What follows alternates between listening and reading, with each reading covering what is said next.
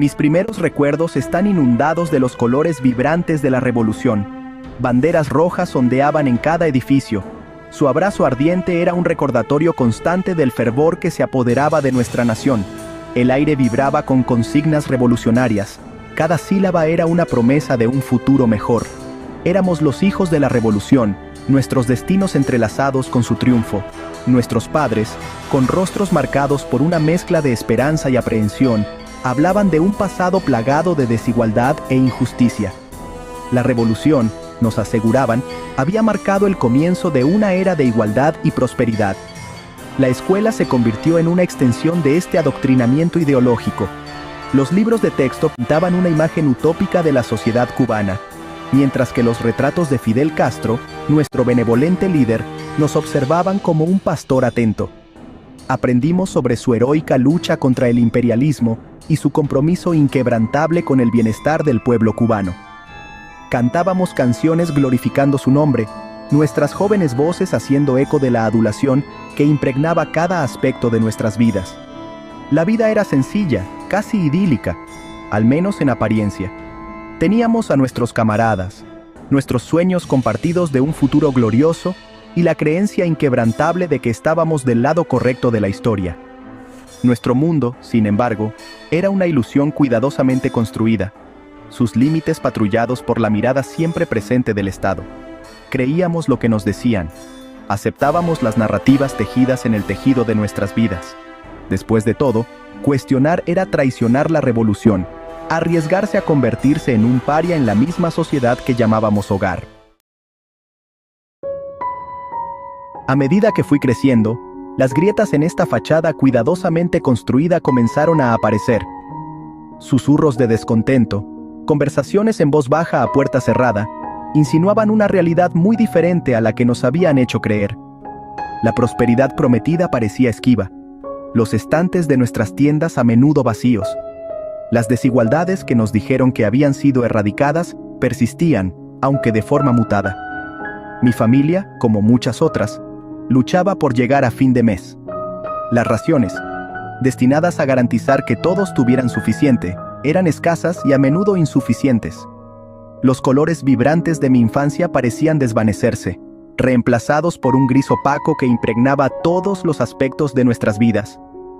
Fue durante estos momentos de silenciosa desesperación que las semillas de la duda comenzaron a echar raíces. La disonancia entre la retórica y la realidad se volvió cada vez más difícil de ignorar. Los medios de comunicación controlados por el gobierno seguían pintando un panorama color de rosa de nuestro paraíso socialista, pero la realidad sobre el terreno contaba una historia diferente.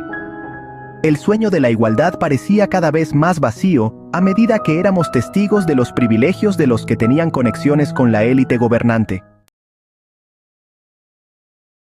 La verdadera magnitud del engaño se hizo terriblemente clara cuando me topé con una radio de onda corta clandestina.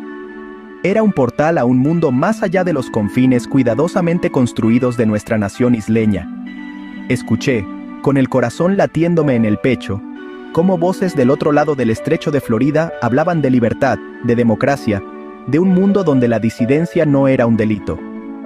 Por primera vez, escuché perspectivas alternativas sobre la revolución, perspectivas que desafiaban las narrativas que me habían enseñado a aceptar como evangelio.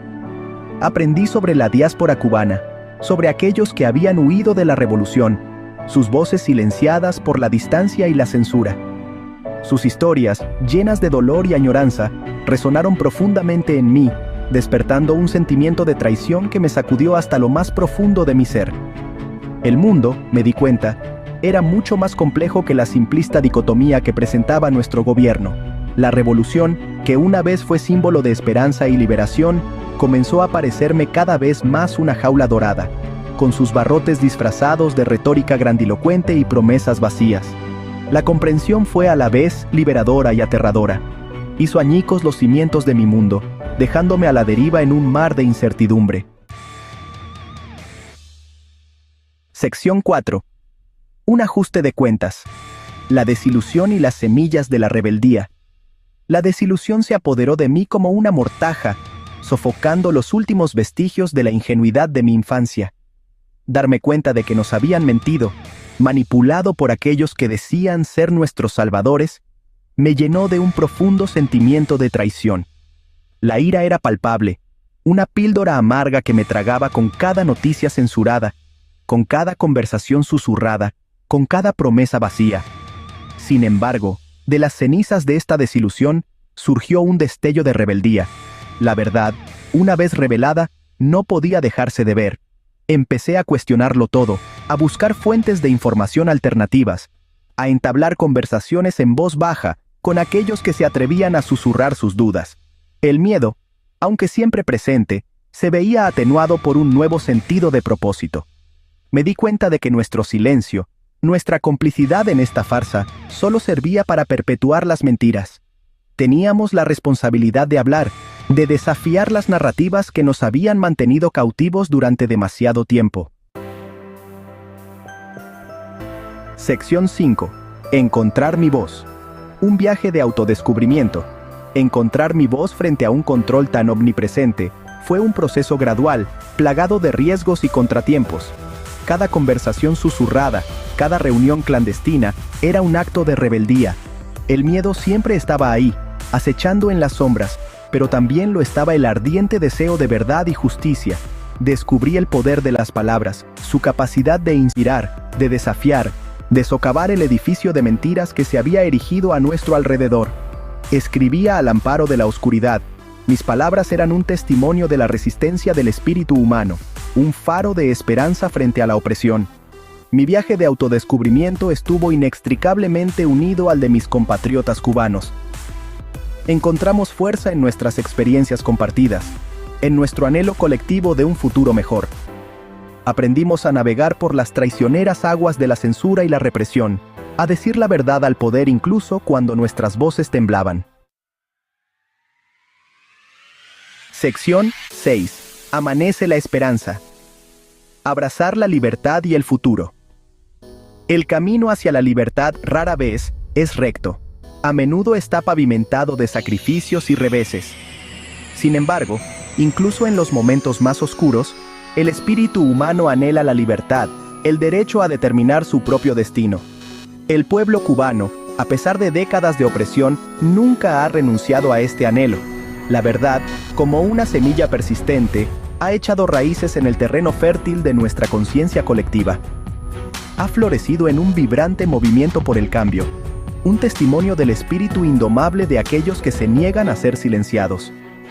El camino a seguir es largo, y los desafíos a los que nos enfrentamos son muchos, pero ya no estamos dispuestos a ser meros espectadores de nuestras propias vidas. Estamos reclamando nuestra historia, reescribiendo las narrativas que nos han definido durante demasiado tiempo. Abrazamos el futuro con los brazos abiertos, decididos a construir una Cuba verdaderamente libre.